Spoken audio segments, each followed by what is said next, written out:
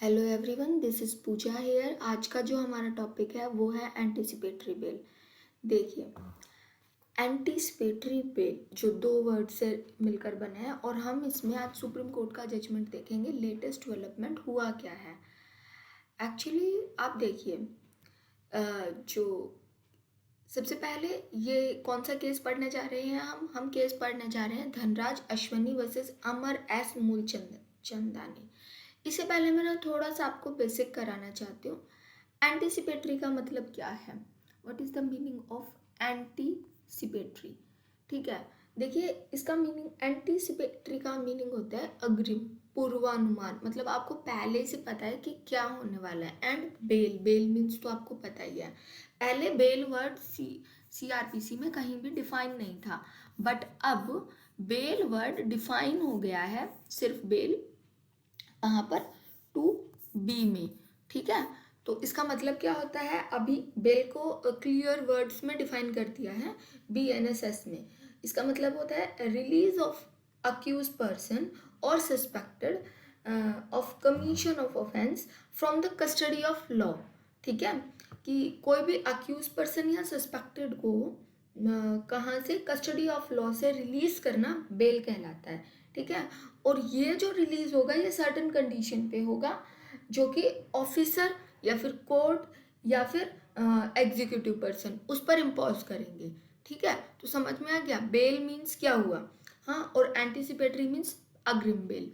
अब होता क्या है, पहले जब हम, अब BNSS में 482 में एंटीसिपेटरी बेल को डिफाइन किया गया है। देखिए होती क्या है एंटीसिपेटरी बेल। जब पर्सन को पहले से ही पता है कि किसी नॉन कॉग्निजेबल ऑफेंस में, नॉन बेलेबल ऑफेंस में उसको अरेस्ट कर लिया जाएगा। ठीक है, तो वो क्या करता है, वो कोर्ट के पास अप्लाई करता है कि देखिए सर, मेरे को लगता है कि फलाने फलाने क्राइम के ऑफेंस के चक्कर में मेरे को अरेस्ट किया जाएगा। ठीक है, वो या तो हाई कोर्ट के पास या फिर कोर्ट ऑफ सेशन के पास, इन दोनों के पास कंकरेंट जुरिडिक्शन है। कहीं भी वो क्या लगा देता है, एंटीसिपेटरी बेल के लिए अप्लाई कर देता है। इसको बोलते हैं एंटीसिपेटरी बेल। ठीक है, अब होता क्या है, अभी सपोज कीजिए इस केस में क्या हुआ था, जो कि हम पढ़ने वाले हैं, धनराज अश्वनी वर्सेस अमर एस मूलचंदानी 2024। इस केस में क्या हुआ था, एक्चुअली हुआ क्या, सुप्रीम कोर्ट ने यहाँ पर क्लैरिफाई किया है कि क्या किसी राइट का अक्यूज है, जब वो किसी और केस की कस्टडी में हो तब एंटीसिपेटरी बेल लेने का। अब इस केस के ना मैं आपको फैक्ट समझाती हूँ। सबसे पहले देखिए, सबसे पहले बात क्या होती है, एक ए पर्सन होता है। ठीक है, उसने सपोज कीजिए 2019 में कोई क्राइम किया है। ठीक है, समझ आया। सपोज कीजिए 2019 में इसने ए क्राइम किया है। ठीक है, इसका अभी प्री समनिंग प्रोसेस चल रहा है, मतलब FIR लॉन्च हुई हो ना हुई हो ये बात अलग है, बट इसका ये समझ लीजिए कि इसका प्रोसेस अभी चल रहा है, इसके रिगार्डिंग उसका कोई इश्यू नहीं है। 2024 में इसके ऊपर बी ऑफेंस के लिए चार्जेस चले और ये फिलहाल अभी कस्टडी में है। समझ गए फैक्ट ऑफ द केस, समझे आप। दो ऑफेंस हुए हैं, एक 2019 में, एक 2024 में।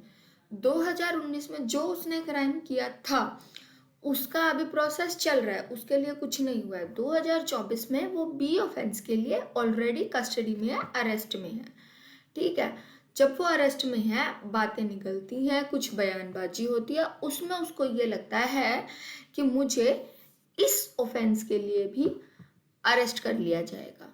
वो हाई कोर्ट या सुप्रीम कोर्ट में पहुंचता है, अपने केस को प्रेजेंट करता है और कहता है सर मुझे इस केस के लिए एंटीसिपेटरी बेल दे दीजिए। समझ गए हुआ क्या है, स्टोरी फैक्ट्स। क्या प्रीवियस ऑफेंस हुआ था, दो ऑफेंस हुए हैं, A and B. A offence के लिए आपके लिए प्रोसेस चल रहा है, या समझो चल रहा है या नहीं चल रहा है वो बात अलग है। बी ऑफेंस में आप ऑलरेडी कस्टडी में हो अथॉरिटी के, आपको लगता है कुछ ऐसी बातें उजागर हो गई है कि मेरे को ए के लिए भी अरेस्ट कर लिया जाएगा, आप क्या करते हो, एंटीसिपेटरी बेल की एप्लीकेशन लगा देते हो। ये इस पूरे केस में इशू था, ठीक है।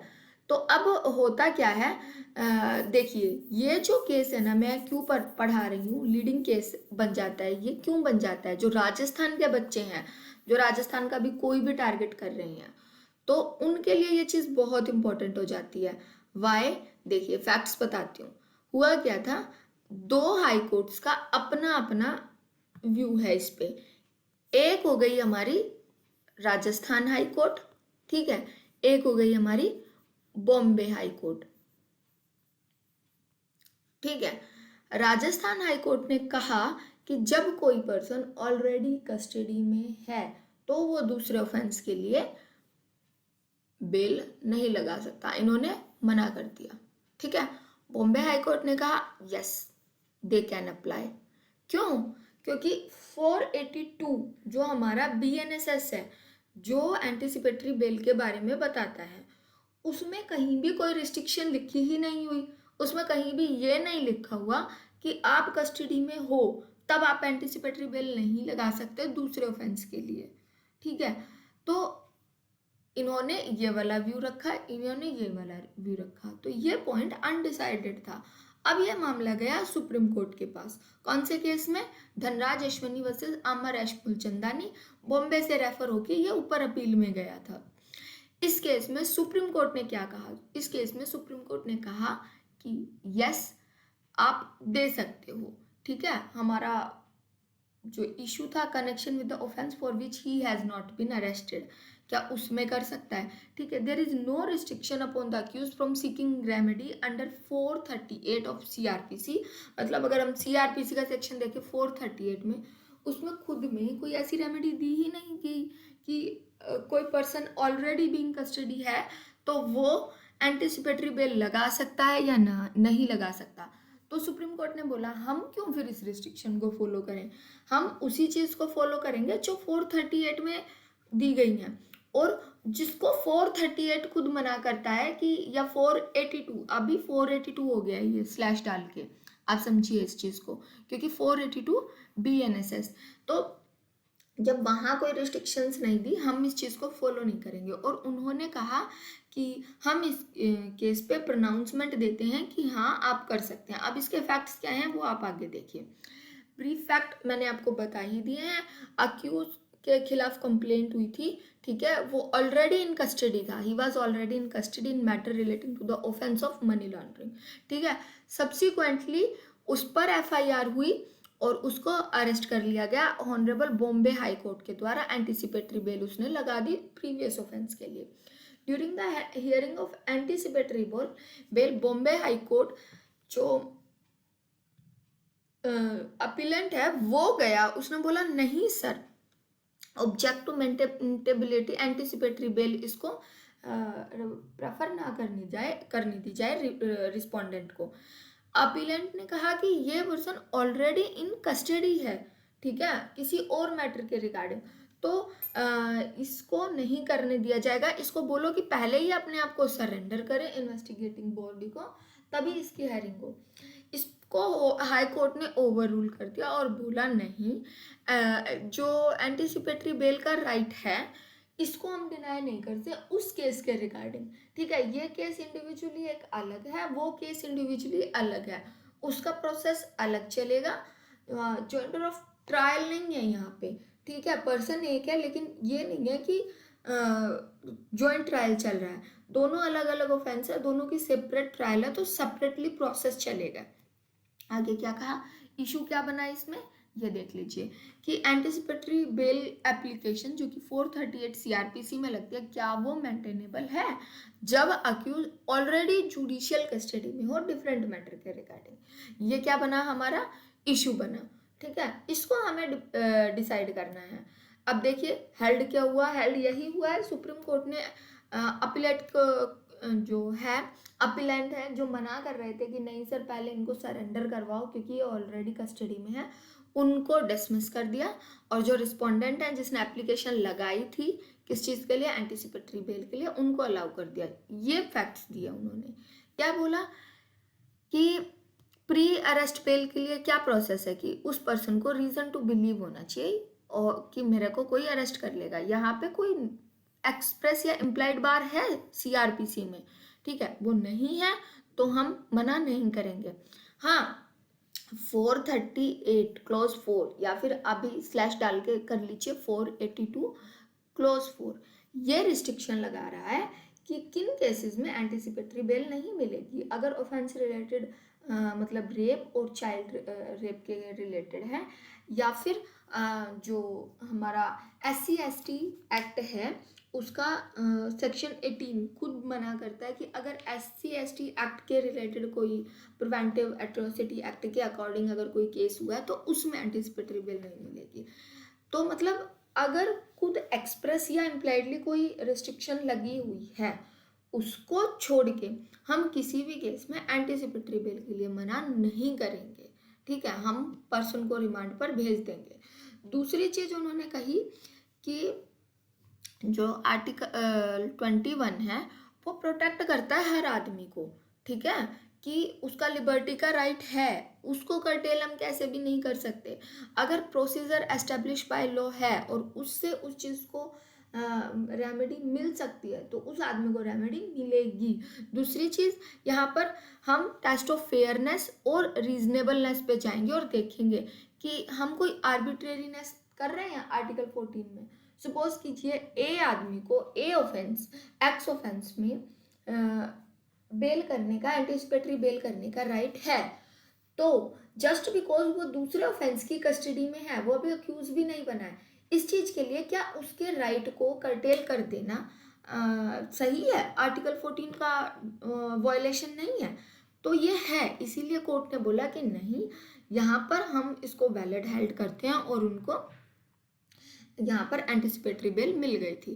कंक्लूजन ऑफ द स्टोरी क्या है कि ये सीरियस ऑफेंस में, मनी लॉन्ड्रिंग वगैरह में सही है, डेवलपमेंट है, ठीक है, बट हाँ यहाँ पे देखना पड़ेगा कि जैसे कि ऐसे तो फिर एक आदमी के लिए प्रीवियस अगर कोई कन्विक्शन हुआ है तो वो ऐसे बेल लेता चले जाएगा, वो थोड़ा सा इशू रह गया है।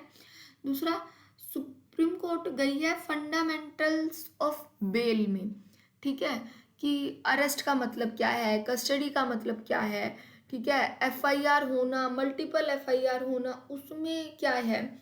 तो उस चीज़ को ऑब्जेक्ट को ध्यान में रखते हुए उन्होंने देखा कि ऐसे तो देखिए कई बार क्या हो सकता है कि किसी आदमी के खिलाफ उसको एक बड़े ऑफेंस में फंसा के रखेंगे, उसको जेल में डालेंगे, जब भी उसका निकलने का राइट होगा उसको उसके ऊपर चार्जेस लगाते चले जाएंगे, पहले ये किया, ये किया, ये किया, और उसके चक्कर में उसको कभी निकलने ही नहीं देंगे।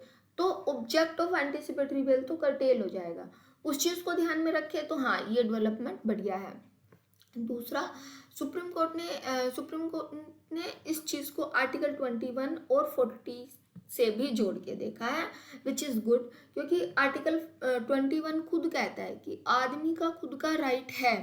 दूसरी चीज़, एंटिसिपेटरी बेल लेना आदमी का कोई स्टैट्यूटरी राइट नहीं है, वो एक तरीके से फंडामेंटल भी है कि भाई मेरे को लिबर्टी चाहिए, मेरे खिलाफ प्रोसीडिंग हो सकती है, right to free, right to dignified life, ये आर्टिकल 21 में प्रोटेक्टेड है, तो उस चीज़ को भी है, ठीक है। यहाँ पे कस्टडी के मीनिंग को और एलोबरेट किया गया, अरेस्ट के मीनिंग को और अच्छे से बताया गया, और दूसरा ईडी को स्पेसिफाई किया गया कि अगर आपको रिमांड लेनी है तो आप प्रोसेस फॉलो करके आइए उस ऑफेंस के रिगार्डिंग भी। एक प्रोसीडिंग चला के बाकियों में आप ऐसे अरेस्ट करते रहोगे, ये सही नहीं है। तो ये सारी गाइडलाइंस इशू हुई थी और ये सारा प्रोसेस अभी तक चला है। आज के लिए आई थिंक कंप्लीट हो गया है। एंटिसिपेटरी बेल का मतलब समझ लीजिए आप क्या होता है, और किस केस में, ये वाला केस अब लीडिंग केस बन गया है एंटिसिपेटरी बेल के रिगार्डिंग, कोई भी प्री आएगा उसमें आ सकते, प्रॉब्लम बना के भी आपसे पूछा जा सकता है। तो सबसे पहले अब मैं मोटा मोटी सेक्शन भी आपको थोड़ा सा बता देती हूँ। जब भी किसी पर्सन को रीजन टू बिलीव है, टर्म्स पे ध्यान दीजिए क्या है, जब भी किसी पर्सन को रीजन टू बिलीव है कि उसको अरेस्ट कर लिया जाएगा, मे बी अरेस्ट मतलब हो सकता है किस चीज़ के रिगार्डिंग, कि उस पर कोई एक्यूजेशन लगेगा कि उसने कोई ऑफेंस किया है, तो पर्सन के पास क्या है, रीजन टू बिलीव है कि वो मे बी अरेस्ट हो सकता है फॉर किस चीज़ के लिए, एक्विजिशन के लिए, कि उसने कौन सा ऑफेंस किया है, नॉन बेलेबल ऑफेंस।